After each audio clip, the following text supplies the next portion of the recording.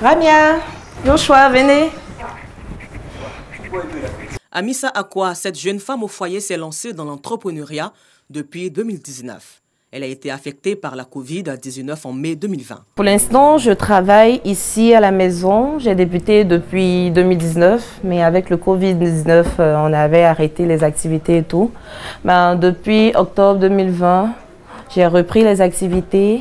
Ce matin, pour rehausser ses activités, Amissa Akwa s'apprête à se rendre au salon pour l'autonomisation et l'innovation féminine qui se tient dans la ville balnéaire de Grand-Bassam. C'est une opportunité pour nous de participer au salon pour l'autonomisation de la femme qui se déroule en ce moment ici à Grand-Bassam. Je compte y aller pour découvrir de nouvelles personnes. Entrepreneuriat féminin, l'impact de la Covid-19 sur le développement de l'économie locale, c'est le thème de la première édition du salon pour l'autonomisation et l'innovation féminine. Salon qui se veut un cadre idéal pour la promotion des talents féminins. Elles ont des expositions, ce sont des produits qu'elles présentent et ces produits-là contribuent à l'économie locale et comme à l'économie nationale. Et donc ici, nous voudrons montrer aux yeux de tous le rôle de la femme dans l'économie locale pour montrer qu'elle apporte toujours une plus-value à tout ce que nous remarquons concernant la croissance économique. C'est une initiative qui cadre parfaitement avec notre programme d'action. Vous voyez l'entrepreneuriat de la femme, l'autonomisation, ce sont des questions clés, des priorités du gouvernement. C'est même la vision politique du président de la République. Des femmes autonomes, des femmes qui participent à leur propre prise en charge d'abord, celle de leur famille, et qui participent au développement du pays. Comme Amissa Akwa, les participants espèrent à l'issue du salon avoir un appui financier. Si tu as vu qu'on a eu de courage pour venir prendre ces stands-là pour présenter notre produit en chair de fonds. La première édition du salon pour l'autonomisation et l'innovation féminine s'inscrit dans une importante plateforme de contact, de rencontres, de formation, d'échanges et de partage entre les femmes venues de toutes les villes du pays. Et ce sont au total 3300 femmes qui y sont attendues. Ils sont restés fidèles à la tradition. Ces fidèles et membres de l'association Al-Gadir ont encore donné de leur sang ce matin pour sauver des vies. Un acte symbolique en mémoire de la tragédie de Karbala en Irak, où l'imam Hussein, petit-fils du prophète Mohammed, paix et bénédiction de Dieu sur lui, a été assassiné. Vous savez, quand on sauve des vies humaines, ces personnes sauvées seront actives sur le plan économique.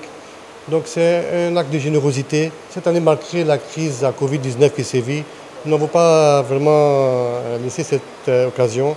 Comme tous les ans, cette opération de don de sang à l'occasion de la commémoration du martyre de l'imam Hussein a bénéficié du soutien du ministère de la Santé, de l'Hygiène publique et de la couverture maladie universelle. L'association Al-Gadir a contribué depuis 23 ans à des opérations de grande envergure de don de sang en faveur des Ivoiriens.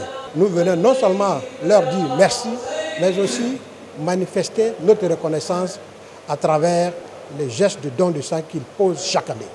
Ashura est un jour de pleurs et de lamentation pour cette communauté musulmane en raison de la douloureuse histoire de l'assassinat de leur guide, l'imam El-Hussein, et ses compagnons dans le désert aride de Karbala.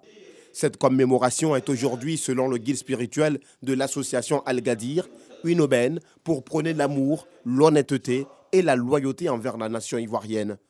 Honnêteté, ça veut dire de vivre les valeurs religieuses comme il se doit, c'est-à-dire dans le service de l'humanité, avec la tolérance, avec la générosité, la loyauté envers la Côte d'Ivoire. Nous étant des communautés qui se sont déplacées de beaucoup de pays africains et non africains, nous avons trouvé notre confort ici en Côte d'Ivoire. Donc, le moindre des choses, c'est que les cérémonies religieuses nous apprennent à être loyaux et à être reconnaissants. Tous les ans, depuis 1998, l'association Al-Gadir collecte plus de 170 000 poches de sang à l'occasion de cette commémoration. Une marée humaine au karting de Marcory pour commémorer le martyre de l'imam Hussein, petit-fils du prophète Mohammed, paix et bénédiction de Dieu sur lui. Nous sommes le 10 Muharram, premier mois du calendrier islamique.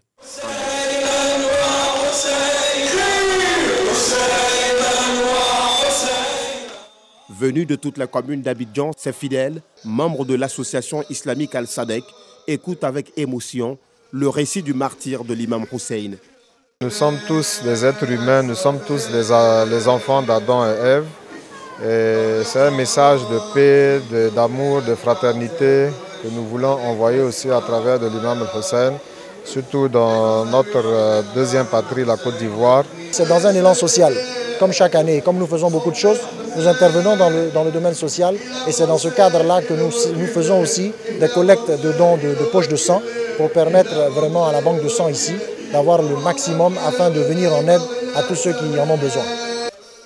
Sous la tente de Karbala, comme l'on l'appelle ici, les fidèles ont également fait don de leur sang pour sauver des vies, disent-ils. L'imam Al-Hussein a donné son sang pour sauver le monde, pour sauver l'humanité, pour donner le message de la paix.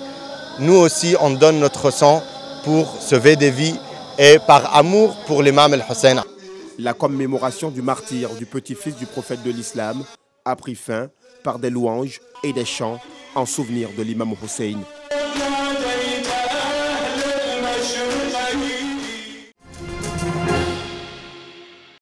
Ils se sont rencontrés au cabinet du président du Conseil supérieur des imams, des mosquées et des affaires islamiques de Côte d'Ivoire. Les échanges entre le cheikh Aïma Ousmane Diakité, président du COSIM, et Jaber Jarala Almari, ambassadeur du Qatar en Côte d'Ivoire, ont essentiellement porté sur les relations d'amitié et de coopération entre l'instance islamique et la République du Qatar. Cette première rencontre est une bonne chose selon moi. L'État du Qatar est et sera toujours auprès du COSIM pour l'avancée des projets comme le financement de l'UMA, l'Université musulmane africaine, et compte faire beaucoup plus pour maintenir les relations. Occasion pour le guide suprême de la communauté musulmane d'exprimer sa gratitude à l'État du Qatar, un partenaire dont le soutien dans la réalisation des projets de la communauté musulmane n'a jamais fait défaut. Il nous a apporté surtout des bonnes nouvelles.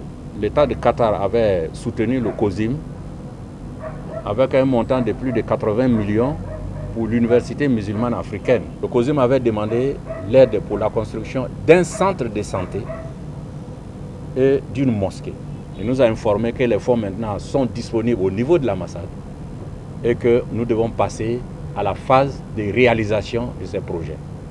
Cette visite de courtoisie a été l'occasion de faire des prières pour les défunts cheikhs Aïma Bouakari Fofana et Mamadou Traoré, mais aussi l'occasion de présentation des vœux du Nouvel An musulman et l'annonce de l'implantation de l'ONG Qatar Charity en terre ivoirienne pour la poursuite de bonnes actions afin de consolider les liens de fraternité entre l'État du Qatar et la Côte d'Ivoire, particulièrement le COSIM.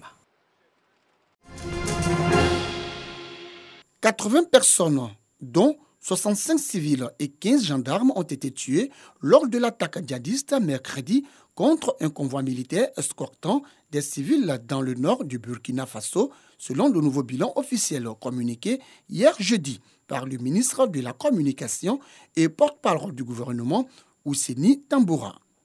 Les 65 civils tués sont 52 hommes, 7 femmes et 6 supplétifs des volontaires de la défense de la patrie, VDP. 64 ont été inhumés jeudi à Arbenda, dans la région du Sahel au nord, où a eu lieu l'attaque.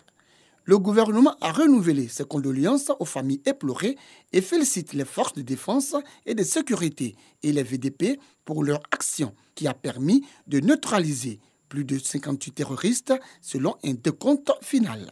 Suite à cette nouvelle attaque, le Burkina Faso a débuté hier jeudi un deuil national de 3 jours. Le drapeau était en berne devant le Parlement, la présidence et les édifices gouvernementaux. 15 soldats maliens ont été tués au cours d'une embuscade imputée aux terroristes hier jeudi 19 août dans le centre du pays. L'annonce a été faite par l'armée malienne. En plus de ces morts, au moins une vingtaine d'autres ont été blessés et conduits à l'hôpital de Sévaré. Selon des analystes, les terroristes proches d'Amadou Koufa tiennent à contrôler le secteur stratégique de Boni, situé à 60 km de la localité de Mondoro, à environ 90 km de Douinsta. Il leur faut alors coûte que coûte s'opposer à la présence de l'armée régulière qui a un camp situé non loin d'une colline à Boni. Ces terroristes rendent la vie difficile aux populations civiles. Elles sont accusées de fournir des informations à l'armée régulière. Bilan provisoire de cette embuscade, 15 décès dans les rangs de l'armée. Chez les assaillants, le nombre de victimes reste encore méconnu.